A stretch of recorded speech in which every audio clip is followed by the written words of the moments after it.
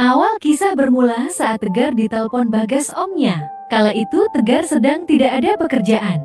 Kontrak kerjanya sudah habis 5 bulan lalu. Bagas mengajaknya untuk kerja ikut bersamanya, menjadi supir pribadi di tempat bosnya Bagas. Tegar langsung menyetujuinya. Singkat cerita, Tegar sudah sampai Jakarta. Dia dijemput Bagas di stasiun Senen. Tak sampai 15 menit mereka sudah sampai di kontrakan Bagas. Bagas menjelaskan bahwa Tegar nanti membawa istri bos dari rumah ke kantor, selebihnya nunggu permintaan bos. Tegar pun mengiyakan ucapan omnya itu. Bagas juga berpesan jaga nama baiknya, jangan aneh-aneh saat bekerja. Insya Allah kalau rezeki mah ada aja kalau kita kerja ikhlas. Tegar berjanji akan mengingat pesan Bagas itu. Tibalah di hari Senin, Bagas membawa Tegar ke rumah bosnya, rumah mewah di tengah kota Jakarta. Bagas mengenalkannya kepada Pak Rudi dan Ibu Sinta. Keduanya adalah pasangan yang belum terlalu tua. Pak Rudi usianya 44 tahun, Bu Sinta 38 tahun. Nantinya Tegar akan menjadi supir Bu Sinta, sedangkan Bagas supir Pak Rudi. Setelah berkenalan, Bagas mengajaknya untuk melihat mobil yang mereka bawa. Pagi itu Tegar memulai pekerjaannya. Sepanjang jalan Bu Sinta menanyakan semua tentang Tegar. Tak lupa dia juga menjelaskan tentang pekerjaan Tegar. Tegar mengiyakan semua ucapan Bu Sinta. Meski membosankan, Tegar tetap senang menjalaninya. Waktu berjalan, Tegar sudah sebulan ikut dengan bosnya. Bu Sinta bertanya kepada Tegar apa dia betah. Tegar tanpa ragu menjawabnya. Tegar sangat betah. Syukurlah kalau betah, ucap Bu Sinta. Iya Bu, alhamdulillah ketemu sama bos yang baik, ucap Tegar. Meskipun Bu Sinta bos, tapi dia selalu baik kepada semua karyawannya. 3 bulan berlalu, ada kejadian di luar biasanya. Dari pagi Bu Sinta nampak murung. Tegar yang melihat itu tak berani berbicara apa-apa. Dia beranggapan mungkin bosnya sedang jelek moodnya. Dia menghantarkan Bu Sinta seperti biasa. Pulangnya lebih malam dari biasanya. Tegar dengan sabar menunggu bosnya itu. Bagas pun menanyakan kepada Tegar posisinya. Tegar menjelaskan bahwa masih di kantor Bu Sinta. Bagas tanya kepada Tegar, apa ada yang aneh sama Bu Sinta? Tegar pun hanya mengiyakannya. Kata Bagas, Pak Rudi pun hari ini tak seperti biasa. Setelah menunggu lama, Bu Sinta akhirnya keluar dari kantor. Tegar dengan cekatan menghampiri Bu Sinta di lobi. Bu Sinta tampak lelah hari ini dengan mata yang bengkak, seperti orang yang habis menangis lama. Namun, Tegar hanya diam, sambil sesekali melihat dari cermin kabin. Bu Sinta tampak sedang memikul beban yang berat. Tegar, kita jangan langsung pulang ya, pinta Bu Sinta. Siap Bu, kita mau kemana Bu? Jawab Tegar, kemana saja, yang penting jangan pulang dulu, ucap Bu Sinta. Siap Ibu, jawab Tegar. Tegar bingung mau kemana lagi ini. Tegar jadi bingung. Dia muter-muter sepanjang jalan. Bu Sinta hanya memandangi jalanan lewat kaca samping. Tegar, nanti di depan situ kita berhenti ya, katanya sambil nunjuk. Iya Bu, jawab Tegar. Di depan adalah sebuah taman. Kondisinya sangat gelap. Saat Bu Sinta akan keluar, Tegar melarangnya. Tapi Bu Sinta tetap bersikeras. Bu Sinta duduk di bangku taman. Tegar yang takut terjadi apa-apa ikut keluar menemani Bu Sinta. Tegar hanya dia menunggu bosnya. Tegar, menurutmu aku cantik tidak? Ucap Bu Sinta sambil tarik nafas. Dapat pertanyaan seperti itu, Tegar bingung mau menjawab. Tegar takut dikira tak sopan.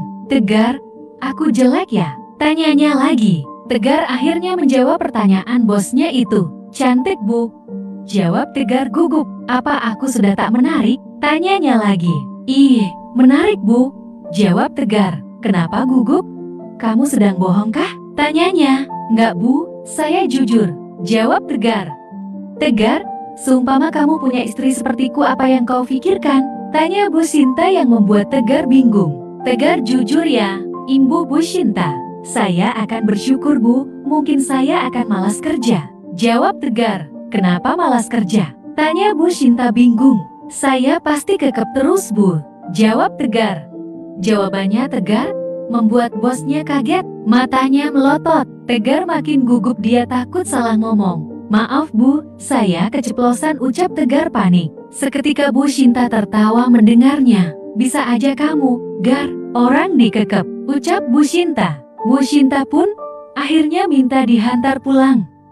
Sepanjang perjalanan mereka saling bercanda. Bu Shinta nampak sedikit melupakan sedihnya. Akhirnya mereka pun sampai rumah. Bu Shinta langsung masuk. Tegar bingung dengan sikap Bu Shinta itu. Tapi ya sudahlah, namanya bos. Ikuti aja. Keesokan paginya, Tegar datang seperti biasa. Tegar membersihkan mobil Bu Shinta. Tiba-tiba Bagas memanggilnya. Kata Bagas, "Pak Rudi mau bicara." Tegar segera menghadap Bos Rudi. "Tegar, kemarin kemana saja?" tanya Pak Rudi. Tegar pun menjelaskan bahwa Bu Shinta keluar kantor malam. "Sebelum pulang minta muter-muter dulu," ucap Tegar. Bos Rudi mengangguk dan menyuruh Tegar kembali bekerja. Pak Rudi dan Bagas berangkat. Tak lama Tegar dan Bu Shinta pergi. Bu Shinta pagi ini minta dihantar ke suatu tempat. Tegar pun mengikutinya. Ternyata sebuah apartemen. Bu Shinta pun masuk ke dalam. Tegar menunggu di mobil. Tak berselang lama, Bu Shinta menelpon Tegar, menyuruhnya untuk masuk. Sesampainya di sana, ternyata tak ada siapapun, hanya Bu Shinta. Dia pun mempersilahkanku untuk masuk dan menutup pintu. Aku pun masuk, hanya dia menatapku. Aku merasa bingung, aku hanya menunduk tak berani melihatnya. Bu Shinta mendekatiku, berjalan memutariku. "Kemarin bilang mau kekepin aku," ucapnya sambil tertawa kecil. "Sekarang hanya dia mematung, apa kemarin semuanya bohong?" Imbu Bu Shinta yang berdiri di depanku. Aku hanya bisa tertunduk merasa bingung. "Tegar, apa kemarin itu bohong?" tanyanya. "Tidak Bu, saya jujur," jawab Tegar. "Buktikan." "Kalau itu tak bohong," ujarnya. Aku yang dari tadi berusaha menahan, tak bisa menahan lagi. Jika ini terjadi dan menjadi akhir pekerjaanku, aku siap. Aku pun memulai kegiatan kreativitas berkreasi ini. Melakukan dengan membiarkan kreativitas mengalir.